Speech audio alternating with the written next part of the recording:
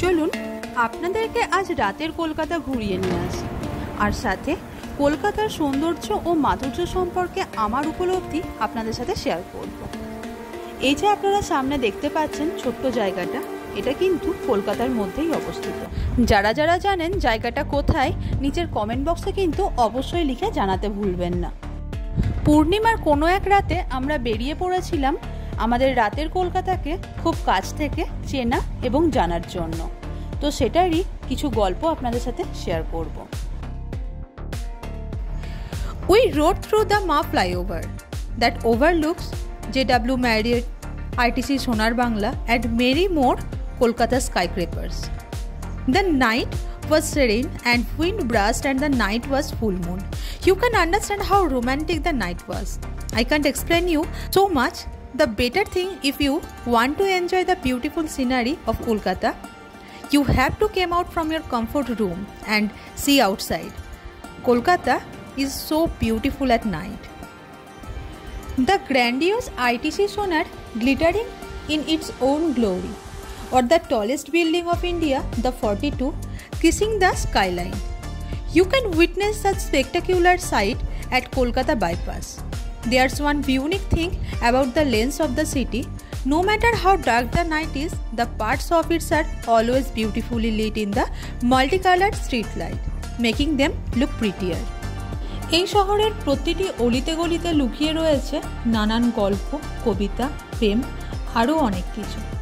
যারা এসবের খোঁজ একবার পেয়েছেন তারা বারে বারে ছুটে এসেছেন এই শহরে। এটা এমনই একটা শহর যেটার স্মৃতি সহজে ভোলার নয়। কলকাতা কবিতা, সংস্কৃতি, ইতিহাস ও ঐতিহ্যের শহর। এটি এমন একটা শহর যেখানে অতীত মিলিত হয় বর্তমানের সাথে। এটা একটা শহর বললে ভুল হবে, এটা একটা জলজ্যান্ত অনুভূতি যা এই শহরের মাদকতাকে এখনো মলিন হয়ে যেতে দেয়নি।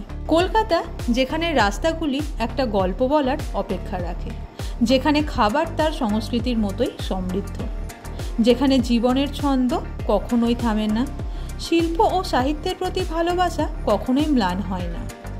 এখানে মানুষের উষ্ণতা সূর্যের চেয়েও উজ্জ্বল হয়ে ওঠে। কলকাতা যেখানে ভারতের আত্মা এখনও শক্তিশালী।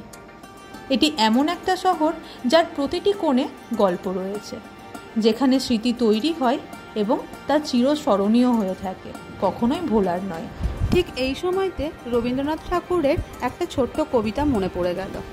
ওই যে দেখুন দূরে মেঘের কোলে চাঁদ এসেছে, বাদল গেছে টুটি, আজ আমাদের ছুটি ও ভাই, আজ আমাদের ছুটি। এই শহর কখনো ঘুমায় না, যেখানে আলো কখনো নেভে না।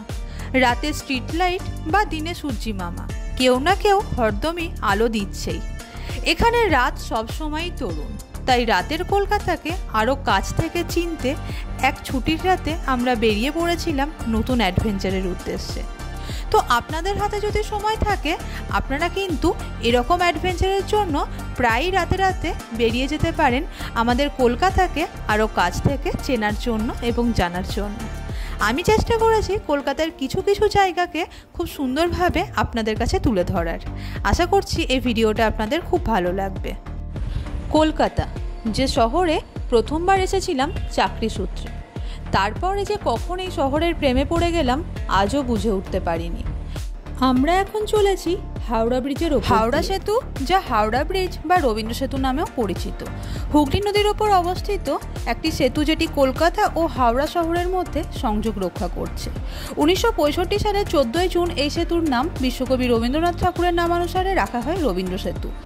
এটি বঙ্গোপসাগরের যে প্রবল ঝড়গুলি হয় সেগুলো সহ্য করতে কিন্তু সক্ষম, এবং এটি হুগলি নদীর ওপর অবস্থিত বড় খিলানযুক্ত একটি ঝুলন্ত সেতু, এবং এই জাতীয় সেতুগুলির হিসেবে গোটা বিশ্বের মধ্যে 6ষ্ঠ বৃহত্তম সেতু রয়েছে এই রবীন্দ্র সেতুটি।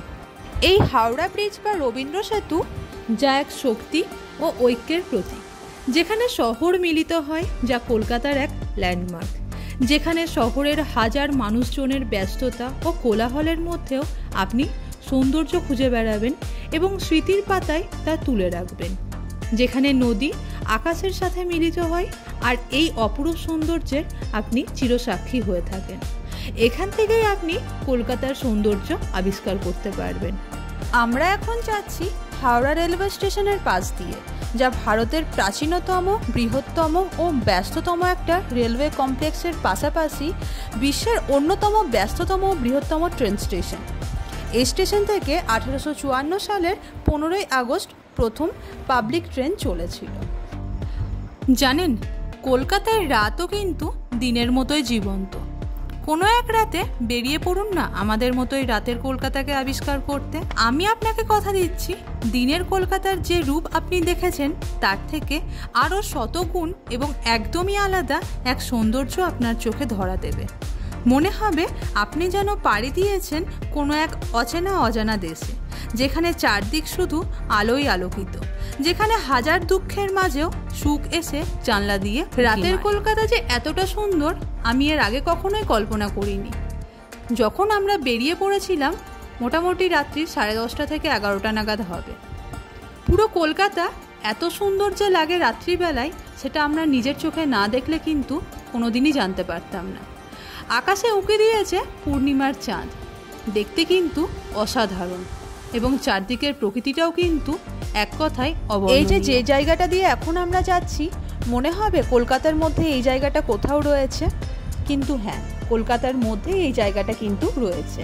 এবং এই জায়গাটা দিয়ে যেতে যেতে কিন্তু মনে হচ্ছিল এই গানটা গাইতে, শহর জুড়ে যেন প্রেমের মোড় শুন, আলোতে মাখামাখি আমার গ্রিন রুম, কখনো নেমে আসে অচেনা প্যারাসুট, তোমাকে ভালোবেসে আমার চিরকুট, কলকাতা তুমিও হেঁটে দেখো কলকাতা, তুমিও ভেবে দেখো কলকাতা, তুমিও হেঁটে দেখো কলকাতা, তুমিও ভেবে দেখো কলকাতা। যদিও গানের গলা খুব একটা ভালো না, তবুও কিন্তু এই গানটা করা থেকে নিজেকে আটকাতে পারলাম না।